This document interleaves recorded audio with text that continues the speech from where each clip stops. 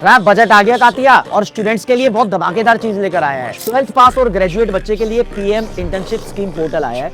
Government ने इसे specially design किया है ताकि 12th पास या ग्रेजुएट बच्चा सीधा देश की टॉप 500 कंपनीज के साथ सीधा कनेक्ट कर सके। आपको ये सब करना कैसे होगा? एक वेबसाइट है, उसका नाम है pminternship.mca.gov.in। इस पे जाके सबसे पहले खुद को रजिस्टर करना है, अपना मोबाइल नंबर और आधार कार्ड को लिंक करना है। उसके बाद आप अपनी डिटेल डालोगे तो आपकी प्रोफाइल खुद बिल्ड हो जाएगी।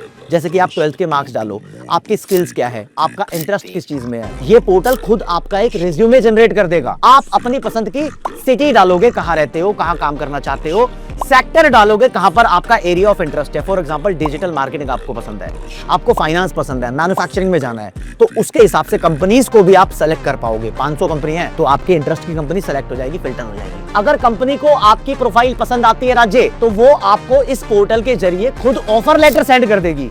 फिर आप वहां पर काम सीखोगे तो आप पैसा कमाओगे, उस पैसे को स्टाइपेंड बोलते हैं। और बड़ी बात है, जो सीए कराने वाला आईसीआई इंस्टीट्यूट है, सीएस कराने वाला आईसीएसआई इंस्टीट्यूट है, गवर्नमेंट ने इनको बोला है कि बच्चों के लिए कुछ short term skill development program लेकर आओ ताकि बच्चा रियल लाइफ की चीजें सीखे और कुछ ना कुछ कमाने लायक बन ही जाए। जो बच्चा अब्रॉड जाना चाहता है उनके लिए एजुकेशन का सिस्टम प्रोसेस बहुत आसान किया है।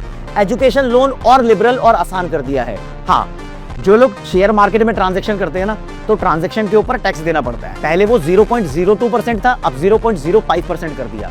यानी है तो ये बेसिकली एक तरीके से 150% की वृद्धि, लेकिन ये टैक्स बढ़ाया है सरकार ने, तो इससे शेयर मार्केट के अंदर अब हेल्दी ट्रांजैक्शन होंगे, ज्यादा ट्रांजैक्शन, ज्यादा स्पेकुलेशन नहीं होगी। एकदम से कोई ऐसा नहीं सोचेगा कि बार बार मैं पैसा निकाल लूं या बार बार मैं पैसा डाल दूं। तो एक सही ग्रोथ के लिए सरकार ने ऐसा किया है। सरकार ने आईटी, आयुर्वेदा, फार्मा ऐसी इंडस्ट्रीज को आगे बढ़ने का मौका दिया है। सरकार ने डिफेंस का बजट भी बढ़ाया है, तो एजुकेशन के लिए मामले आसान भी किए हैं। सरकारी हॉस्पिटल की कैपेसिटी को बढ़ाने की चर्चा की है और यूपी और बिहार इन दोनों स्टेट्स में टूरिज्म को प्रमोट करने पे बहुत ज्यादा फोकस किया है। तो सरकार ने बहुत सारी बेहतरीन बातें की हैं। इनकम टैक्स में कोई बदलाव नहीं किया, यानी जिन लोगों को पिछले साल जितना इनकम टैक्स देना पड़ता था उतना ही देना पड़ेगा। लेकिन दोस्तों, इनकम टैक्स का कानून बदल दिया। पहले हमारे देश में इनकम टैक्स एक्ट 1961 चलता था, अब चलेगा इनकम टैक्स एक्ट 2025। और ये सब चीजें लागू कब होंगी? 1 अप्रैल 2026 से लागू होंगी। ये बजट की कुछ मेन चीजें थी जो बच्चों को पता होनी चाहिए।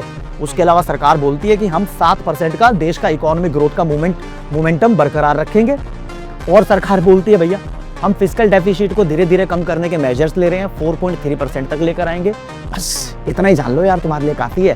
फिर तुम्हारे कोर्स में आएगा तो बजट पढ़ लेना। Thank you.